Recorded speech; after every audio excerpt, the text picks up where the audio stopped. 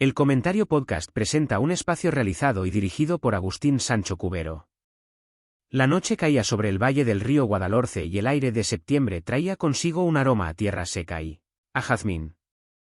El río Guadalhorce, testigo mudo de tantas historias a lo largo de los siglos, serpenteaba lentamente por el paisaje andaluz, reflejando los últimos destellos del sol poniente antes de sucumbir a la oscuridad de una noche que quedaría grabada para siempre en la memoria de la región. Las sombras se alargaban sobre los campos, anticipando el velo de tragedia que pronto cubriría la alegría superficial de las celebraciones populares. En la pintoresca localidad de Álora, en la provincia de Málaga, la vida transcurría con la cadencia tranquila de los pueblos del sur. Allí nació Ana Elena Lorente, una joven de apenas 20 años que poseía una luz propia, una de esas personas capaces de iluminar cualquier estancia con su sola presencia. Era una muchacha de cabello rubio y ojos azules, de sonrisa fácil y un carácter afable que la hacía querida por todos. Aunque había nacido en Álora, el destino y la profesión de su padre, un dedicado agente de la Policía Nacional, llevaron a la familia entera a trasladarse a la capital malagueña. Junto a su madre y sus 3 hermanos, Ana Elena había construido una vida llena de promesas y esperanzas en la gran ciudad. Terminados sus estudios de orientación universitaria, la joven albergaba un sueño que latía con fuerza en su corazón, el deseo ferviente de convertirse en actriz. Con esa ilusión había presentado su solicitud para ingresar en la Escuela de Arte Dramático de Málaga, esperando ansiosa una respuesta que pudiera cambiar su destino para siempre. Mientras tanto, para ganar algo de dinero y mantener su independencia, trabajaba en las taquillas del estadio de fútbol de la Rosaleda. Era una chica de su tiempo, estudiosa, algo tímida en ocasiones pero dotada de un arte especial, pues bailaba sevillanas con una gracia inigualable y le gustaba cantar en la intimidad, resguardada por un pudor encantador. Su corazón estaba ocupado por un joven militar que acababa de regresar de una difícil misión de paz en la lejana región de Kosovo, un reencuentro que ella aguardaba con una mezcla de amor y ansiedad. En los primeros días de septiembre del año 2000, el pueblo de Álora se engalanaba para celebrar la tradicional romería en honor a la Virgen de las Flores. Las calles se llenaban de farolillos y el ambiente festivo contagiaba a lugareños y visitantes. Sin embargo, Ana Elena no sentía un deseo particular de sumergirse en aquel bullicio. Su novio, recién llegado de su misión militar, tenía compromisos ineludibles que le impedían acompañarla a las festividades. Ella había prometido a sus amigas de la infancia que asistiría, un compromiso adquirido que ahora pesaba sobre sus hombros. La noche del 9 de septiembre, antes de bajarse del vehículo en el que su padre la había llevado amablemente hasta el pueblo, la joven confesó sus dudas. Le expresó a su progenitor que solo iba porque había dado su palabra, pero carecía de verdaderas ganas de participar. Su padre la animó a disfrutar de su juventud, sin imaginar que aquella sería la última conversación que tendrían. La madrugada del 10 de septiembre transcurrió entre casetas, música a todo volumen y el constante ir y venir de una multitud entregada a la celebración. Ana Elena fue vista por numerosos conocidos, compartiendo risas y bebidas con su grupo de amigas, dejándose llevar por la inercia de una noche de excesos.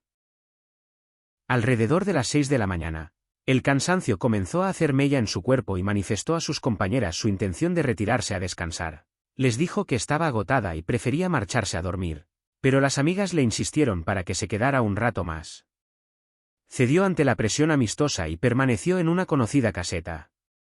Poco después, comunicó que necesitaba salir un momento para ir a los baños portátiles instalados en las inmediaciones del recinto ferial.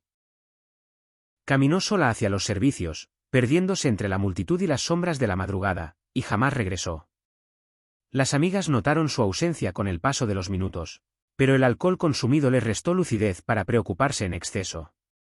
Asumieron, en un error de juicio dictado por las circunstancias, que la joven simplemente se había marchado a casa sin despedirse.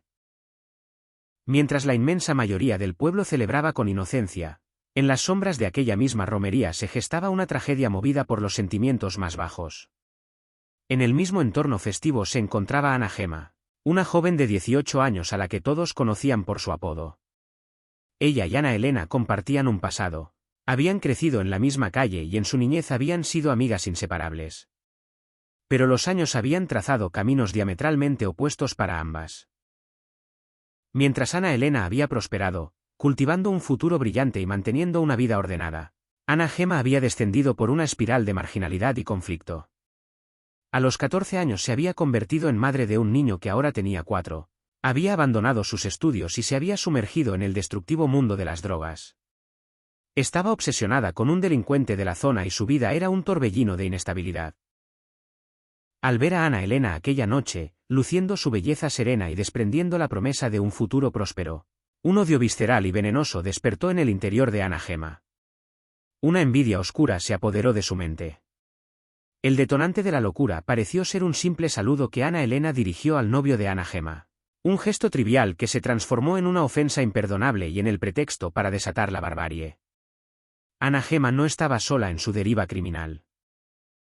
La acompañaban 2 individuos cuya mera existencia estaba ligada a la delincuencia habitual. Uno de ellos era Agustín Manuel, un muchacho de 19 años con un historial delictivo que ya había pasado 8 meses en prisión.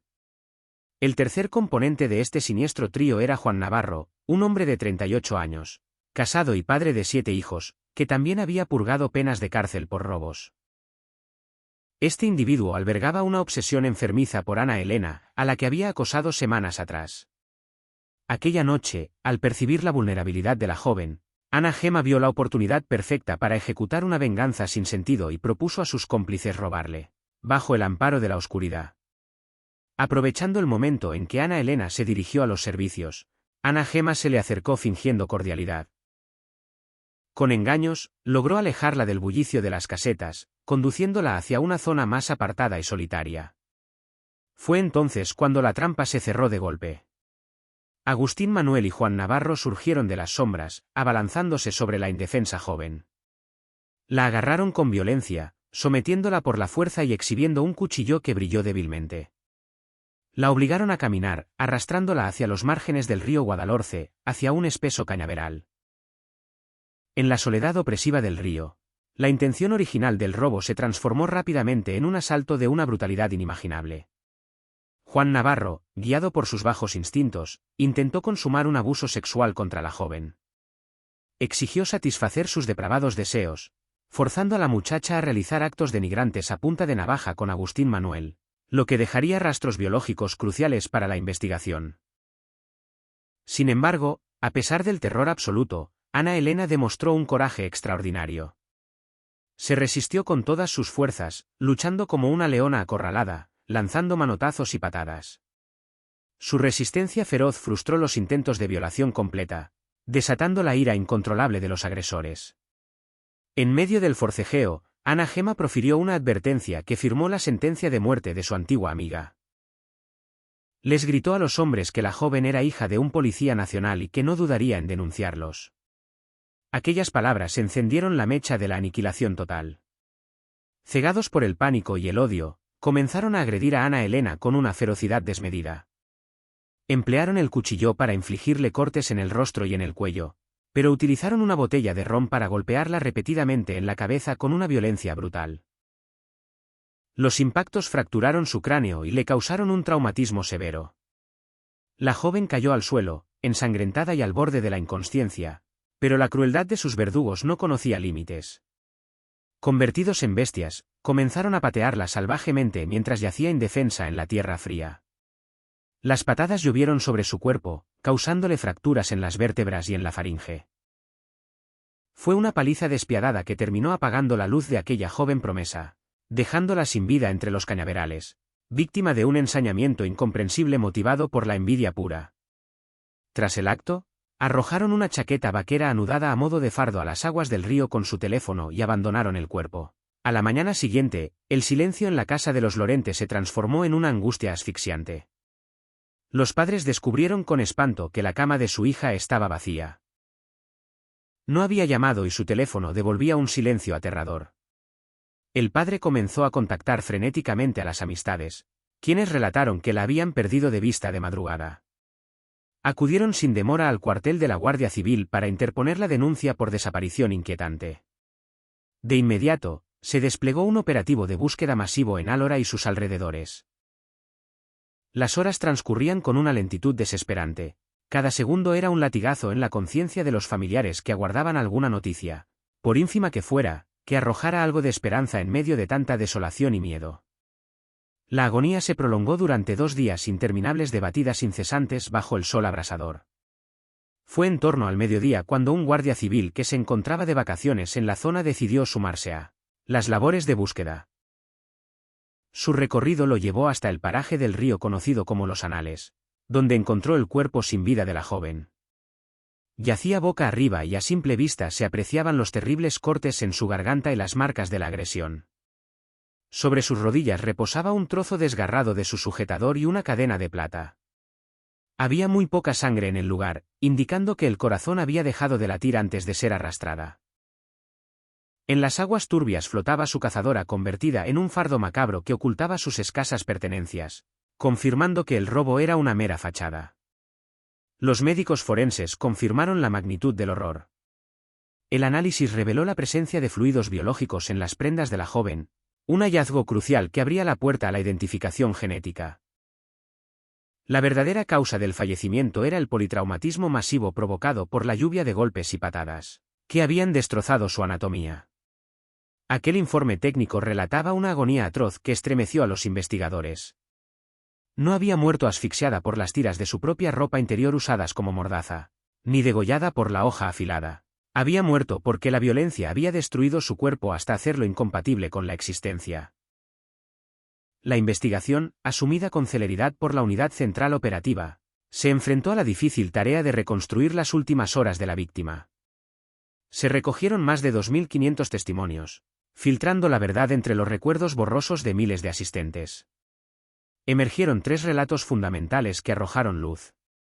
Una mujer declaró haber visto a una pareja discutiendo acaloradamente cerca del lugar de la desaparición. Un pastor relató cómo había divisado a un varón arrastrando un bulto pesado hacia el lecho del río. Pero la pieza clave fue el testimonio de un informante protegido, estrechamente vinculado a los bajos fondos, quien reveló que el joven Agustín Manuel le había confesado su participación en un hecho abominable, murmurando lleno de pesadumbre que había hecho algo muy malo. Los agentes estrecharon el cerco sobre los sospechosos, cuyos perfiles encajaban perfectamente. Ana Gema había abandonado el pueblo el mismo día de la desaparición, dejando a su hijo y refugiándose en un municipio costero para eludir la justicia.